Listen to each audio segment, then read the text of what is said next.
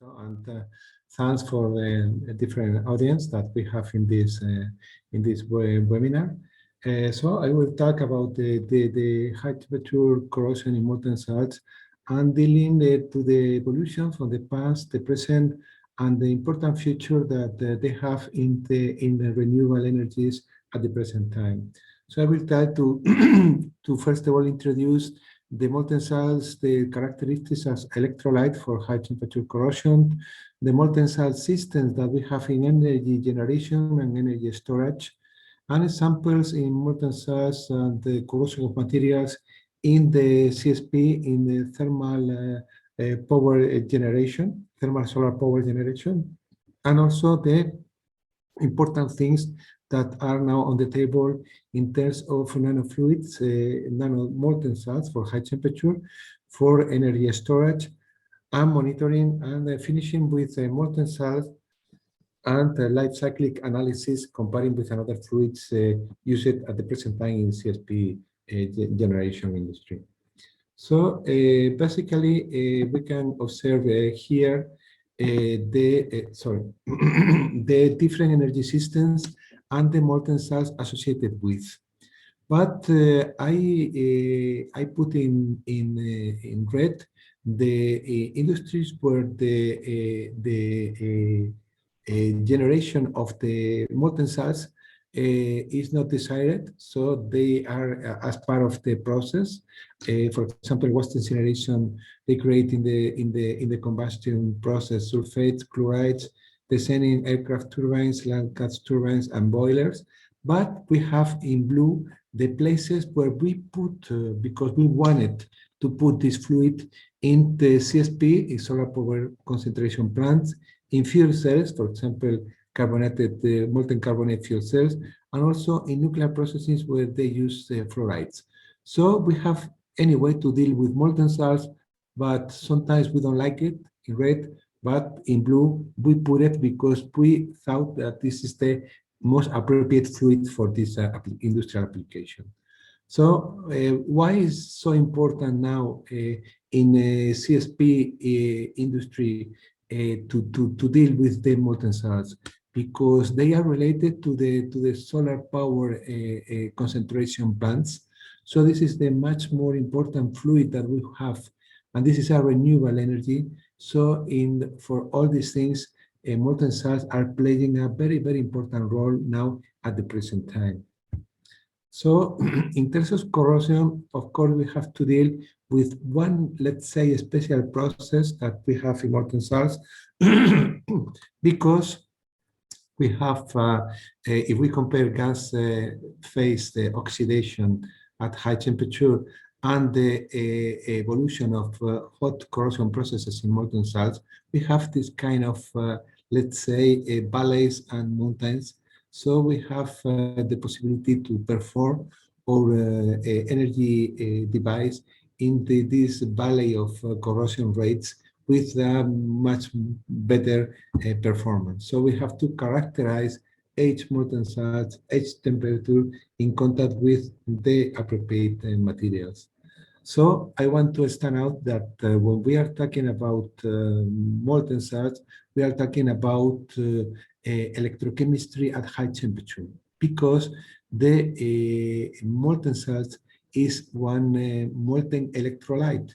This is different comparing with the water, of course, with the temperature, but in terms that the molten salt is one ionic molten salt electrolyte, and the water is a molecular electrolyte. So we have much more mass transport processes associated with, and also we have much more possible cathodic reagents, because we have the typical anodic dissolution processes and cathodic capture of electrons in the electrochemical cell in the surface of the material. So one of the important things is that at high temperature in contact with molten salts, we have also the possibility to form a protective oxide. Of course, this is not always as we wanted, and we have to deal also with these oxidized layers, because we have the possibility to attack also these protective layers at high temperatures. So, for example, we can have different possibilities of attack at high temperature. For example, we have the molten salts, the oxide that has been formed in contact with molten salts, but sometimes we have a porous layers that allows the transfer of ionic and cathodic species in the top of the surface, and so the electrochemical cell could still work on it. Another important aspect is the grain boundary attack, because the grain boundary attack is a very typical molten cell attack when the chlorine is the one of the reactives that in gas phase or in the ionic phase is in the top of the surface. What are the different devices in the industry that work with these molten salts? For example, the molten carbonate fuel cells, that we have the molten carbonate electrolyte at 650 Celsius degrees. We have the hydrogen and the oxygen, and we get water out as work every fuel cell. So in the fuel cell, we have the electrolyte, cathode, and anode materials. So we have to deal with the corrosion in molten carbonate in such a class. So the important thing is that has been developed aluminate coatings that on the stainless steels at high temperature could operate almost without problems. We have one manual scratch that we make it here, and even with these scratches, this coating works very well. So I can tell that, of course, molten salts is a very big problem. It's an electrolytic attack at high temperature, very fast, but also there are possibilities to solve with the coatings, as you can see in this process. Another important energy production associated with molten salt production is the waste incineration and biomass. Biomass is considered also one of the renewable energies for the future, and biomass produce molten salt with chloride. So the attack is very fast and is very dangerous, and so this is also one important deal to study for. So I go for me, the most passion tema now in molten salts is the solar power concentration, where we have a tower, or we will say one cylindrical receiver, and we concentrate the sun energy, and we pass through one heat transfer fluid circuit, or directly the molten salts, or the molten salts are in one interchanges in the bottom of the plant. So we can see here, for example, one of the technologies is the central tower. In central tower, we can see the field of heliostats in the bottom. They concentrate in the top of the tower, and this case is Gema Solar. This is a thermal power plant in the south of Spain, and we can see here how they concentrate the energy in the top of the tower, as you can see here. This is another kind of tower from the Abengoa company in Spain that is a, let's say, more fashion tower. And also you can see here, this is spectacular how the reflection of the sun, but this is concentrated in the top of the tower. So basically, what deals these plants in terms of molten salts? They have a circuit, they pump up the salt in the receiver, they go down, and they have two storage tanks. One, when the salt is heated up, also they pass through the steam generator and goes to the low temperature tank, and again up. What's happened in the night? In the night, this is stop the circulation of the salt, because this is not sun anymore. So they open the hot temperature tank, goes through the steam generation, and goes to the low temperature tank and storage, and they pump up again in the morning next day. So we have the possibility to work 24 hours a day with one of these plants that is a very, very attractive things for this dispatchability of energy for these plants. There are also more fashion designs of the sun where they concentrate here. They put it down in one deposit of molten salts. They melted the salt and then circulate inside of the power plant. This is another very, very well-established technology for CSP that is concentrated in parabolic mirrors, and in the center of in the focus of the parabolic mirror, this is a circuit. Up to now was with oil, but there are many designs and demonstration plans to put inside of the tubes molten salts directly, because we will see at the end of this presentation that is very, very good in terms of environmental processes. There are also another technologies as Fresnel one that they use planar mirrors, and they put the planar mirrors, they making one parabola as the previous one, and they concentrate also in the center of the focus of that parabola. It's much cheaper, of course, there are planar mirrors, but they have another operational problems. At the end, they work exactly. This is the heliostat. The heliostat goes to the receiver, and in the receiver, in this parabolic throat, goes to the cold tank and the hot tanks of the molten salts. So molten salts are now the key problem to solve all the corrosion performance problems, to see what is the real competition with another renewable energies. We have in the world many of these plants distributed around the planet, and we in Spain, we are of the key players on this technology. But we have to stand out that still this technology, if we compare in the central tower and the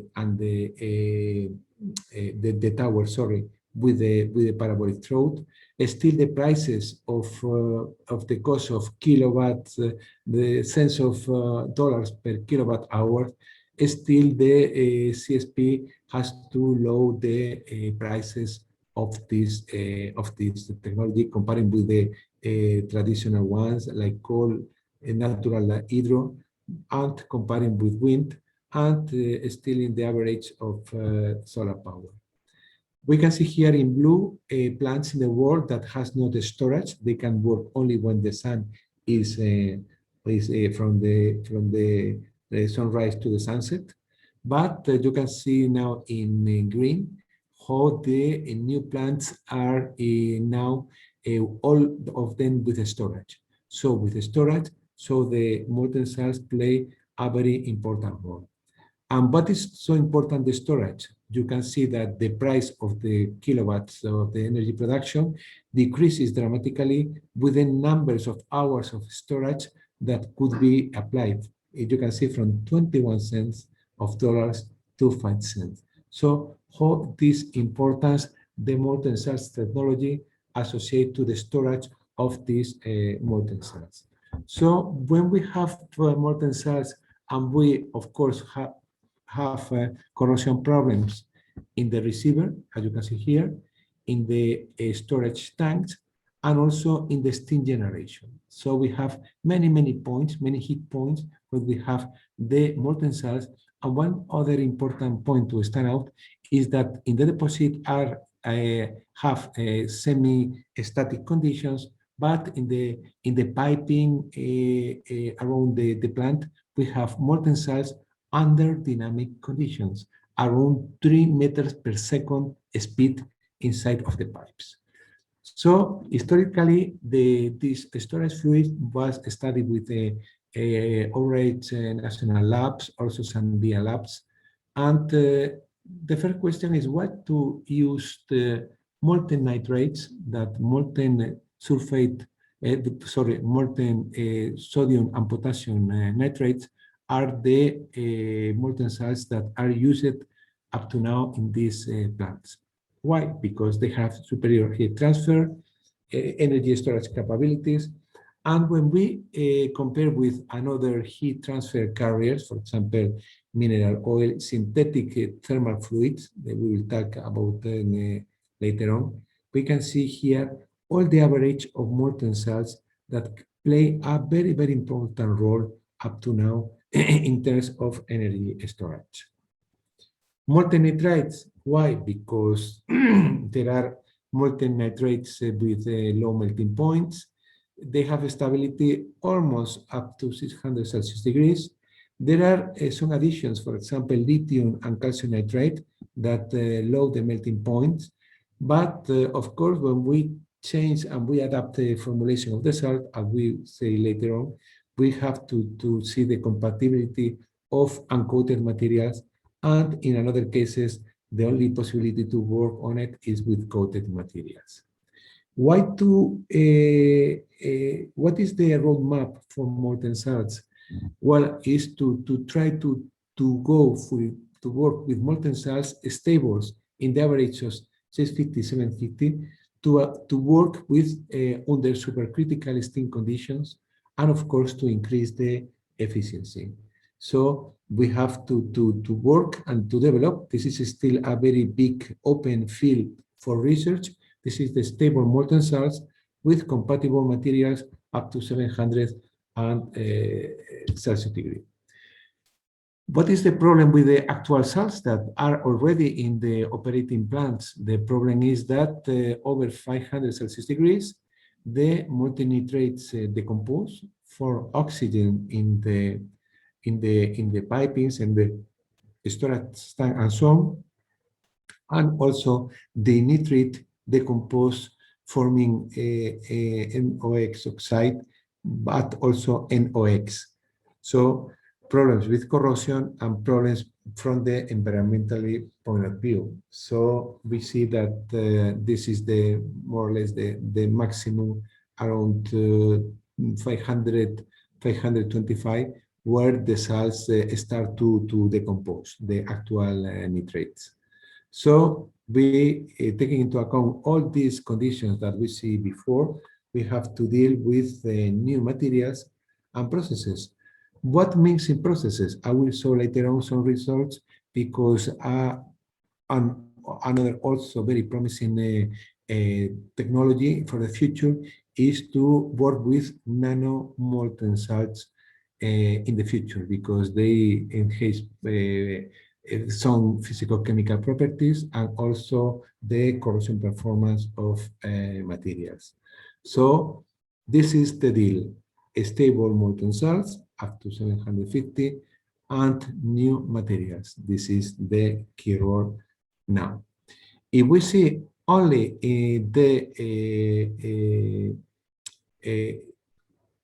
a step up that we can do with these new molten salts, we can see in the parabolic throat technology in CSP, we can increase the from around 20% or less up to 38%, and in the power tower from 28% up to 50% of peak efficiency. So this is a very important deal.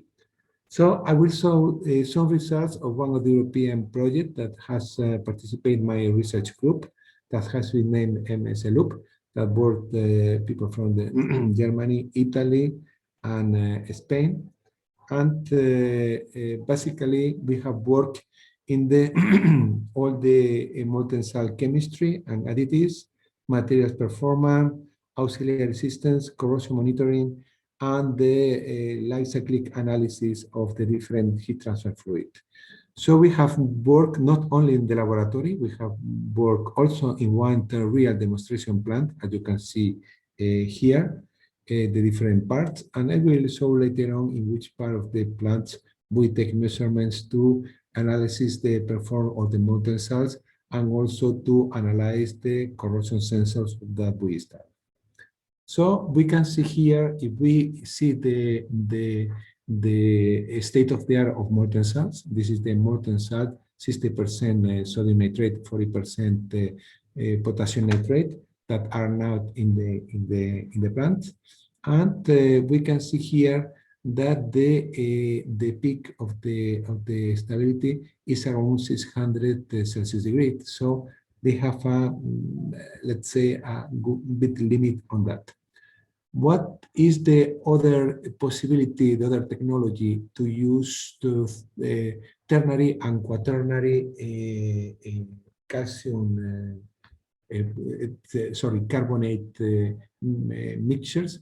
We can see the comparison here in red nitrates and in green the carbonates. We have almost 200 Celsius degrees more or stability on that. So they are a very, very promising molten salt for the future. The other one is the chlorides, because chlorides has a much lower melting point comparing with the carbonates. Carbonate is around 400, so chloride is around 200 or even less. So this is also a potential molten salt for storage, but you can imagine the problems to deal with the chlorides, pure chlorides at high temperatures. So there are different mixtures of molten salts that has been developed for low melting point for parabolic throat technology. And for example, in high-tech, that is one of the salts that are testing as possible candidate replacing the binary salt, because the melting point is much lower. But there are different attempts to add different lithium nitrates or calcium nitrate, and also different nanoparticles of copper oxide and also aluminum oxide to enhance the properties. So we can lower the temperature with these additions in the order of 130 Celsius degrees. That this is much better because if we use the binary salt, the 60-40 potassium sodium nitrate is around 247 Celsius degrees. So we lower a lot. And even the heightened mixture, if we have additions of those carbonates, or even the nano additions, we can have also very good properties. The additions of nanoparticles don't decrease the melting point, but enhance the, for example, CPM viscosity of the salts.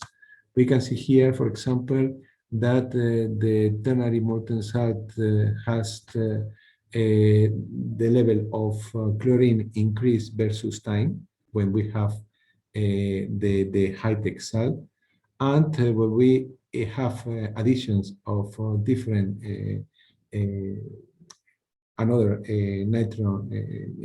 nitrates, we decrease the speed where the chlorine appears on the system.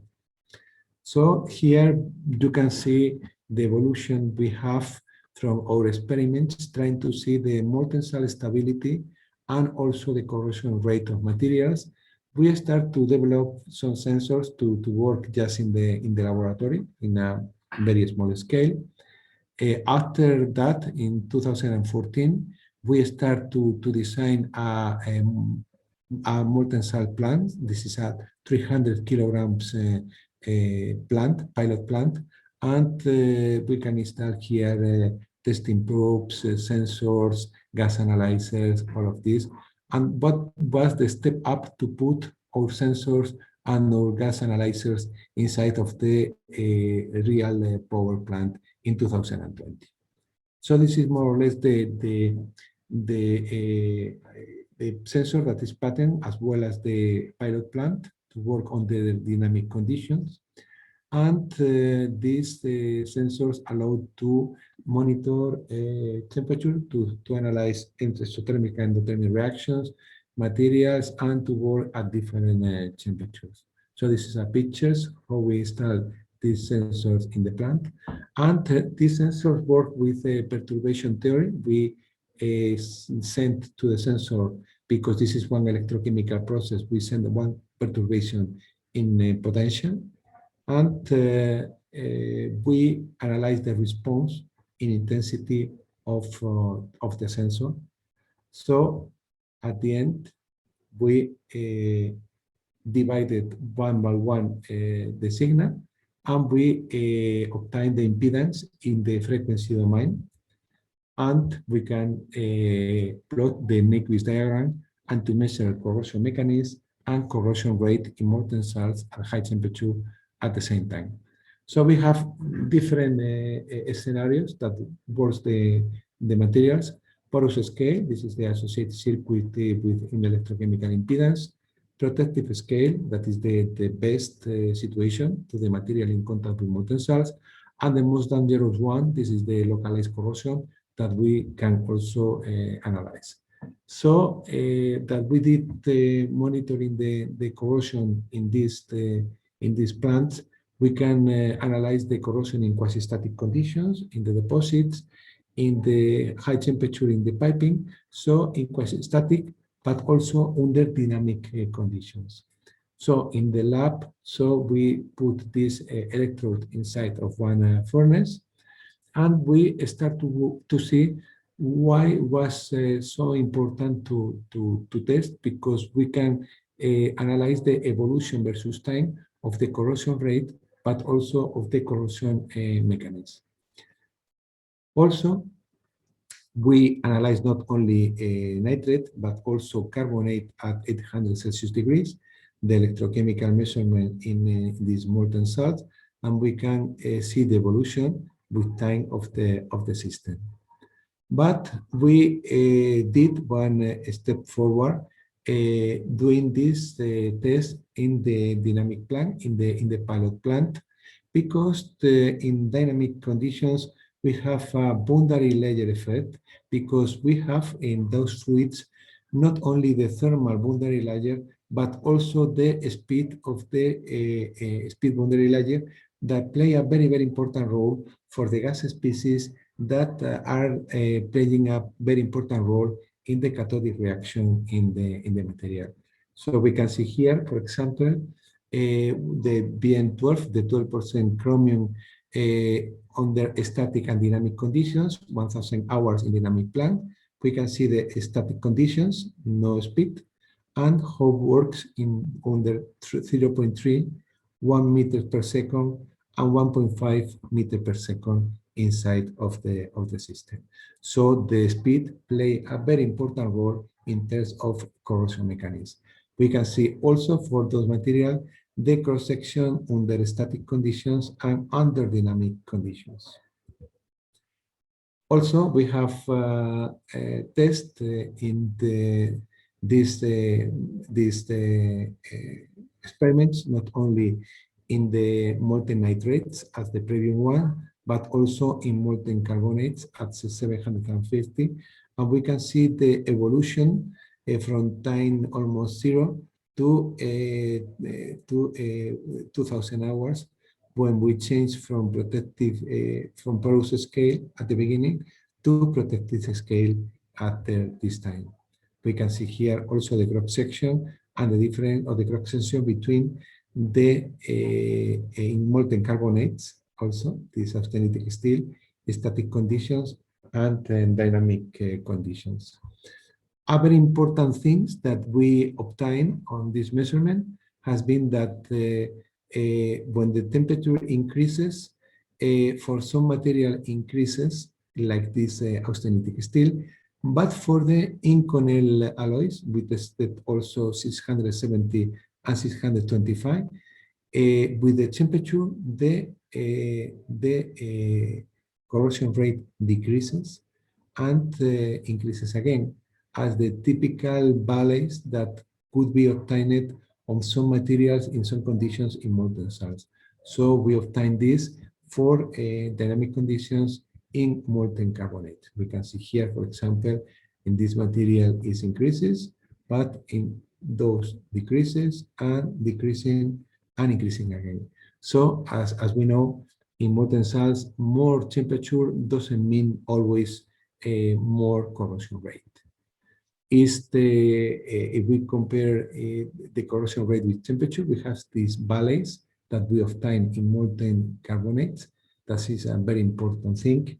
And if you remember in the 1970s and 80s, that the research that has been done on the molten sulfates, in molten sulfates, they detect also these violence and increases versus the temperature. So it doesn't mean that more temperature is more corrosion rate. Even we check these corrosion rates and corrosion mechanisms under molten chlorides. The corrosion rate is very, very, very high, and even more when we have the material under dynamic conditions. Sorry, the cell under dynamic conditions. So we can see here the grain boundary attack that is very typical under these molten chlorides. But we develop some coatings that works very well, and we can change dramatically the mechanism for the uncoated material. You can see how the attack is in the whole surface, and how the coated material works well under dynamic conditions in molten chlorides. We can see here that the surface is almost unaffected, and we can see here the beauty of this protective scale. So I want to stand out that this is very important to take into account that when we have static conditions, we have one corrosion mechanism, but when we have dynamic conditions, we have the dynamic high temperature corrosion in molten salt mechanism, when the gas species plays a very important role in the cathodic reactions and in the acceleration of the corrosion processes. So we can see here the last step when we do this, not only in pilot plant in the lab, but also in the plant, in the real plant, in the solar field. We see here in the hot tank and in the cold tank the different sensors that we place to measure the corrosion rate, and also in the piping of the plant to obtain. You can see here the parabolic mirror. Here, what is the heat transfer fluid? That's, as I told before, in that case, in this experimental plant, was with molten salt, not with oil. That is the heat transfer fluid in the parabolic throat actual plants. Another pictures when we put this technology, and the sensors work very well. They allow, for example, to monitor the corrosion rate in the static conditions in the tanks, 500 Celsius degrees. So we can obtain the corrosion, the micrometers per year. So also we do this different, much more higher number of hours in the hot tank. So from those electrochemical sensors, we can obtain all the electrochemical, let's say, parameters. So we can obtain corrosion rate, corrosion mechanism, and molten salt stability also of the material. So when we analyze the corrosion rate in lab scale and in the plant, we have a very, very good performance of the corrosion rate obtained on it. So in molten salt, under the dynamic conditions, sensors works very well. So we can obtain the different corrosion rates and parameters at different temperatures. And also under dynamic conditions, we can obtain the corrosion rate versus time after different times. So to finish my talk, just to stand out also the importance of the life cyclic assessment, the CO2 footprints that has these molten salts, for example, in comparisons with the heat transfer fluids, the oils for the parabolic throat molten salts. So that as we did was to compare the terminal, the commercial oil that is used in these parabolic throat plants in comparison with the different molten salts simulation to analyze what is the real environmental footprint effect. So the LCA analysis, basically we part from the steel, different molten salts, everything. So the method at the end, we have many output parameters, but basically we plot the kilogram of CO2 equivalent for the global warming potential. So we take into account all the materials, the chemicals, and processes associated with. So when we did these calculations, we can compare the terminal, that is the oil, for example, for parameters, water consumption, ozone depletion, human toxicity, and cumulative energy. And we can see how the replacement of oils by molten salts has many advantages in terms of eco design and the environmental point of view. So just to finish, to remark some of the things that I has been in during my presentation, that is this monitoring tools in molten salts has been a very important advance in the technology, because they are allowed to plot in real time corrosion rate and corrosion mechanism. Also, the pilot plant has been a very good approximation of the work in the real conditions, so they allow to optimize the corrosion rate of the materials and also the formulation of the molten salts. So the molten carbonates that we test is a very promising molten salts to replace molten nitrates in the futures. And the use of the pilot plants under dynamic conditions is very important, because we have seen the different corrosion mechanisms and different corrosion rates. So this is very important to have the whole pictures of the degradation processes in the real plant.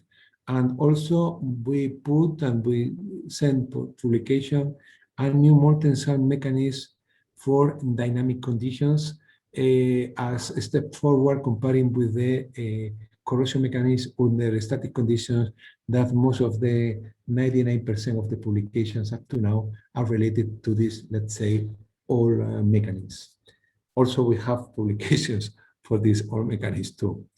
So the LCA, the life cyclic analysis, is a very good approximation to justify the use of molten salts compared with another storage of heat transfer fluids.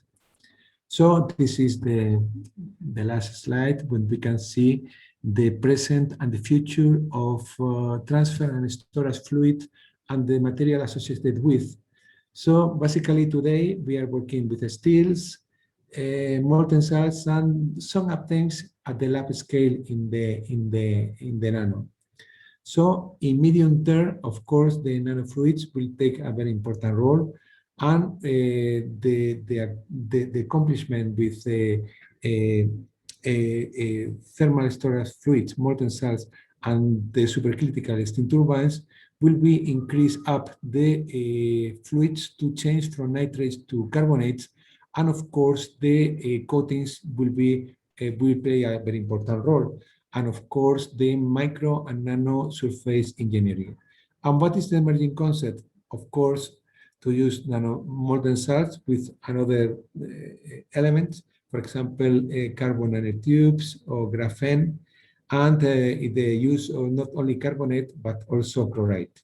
And of course, the corrosion monitoring. This is a very emerging process that is very important.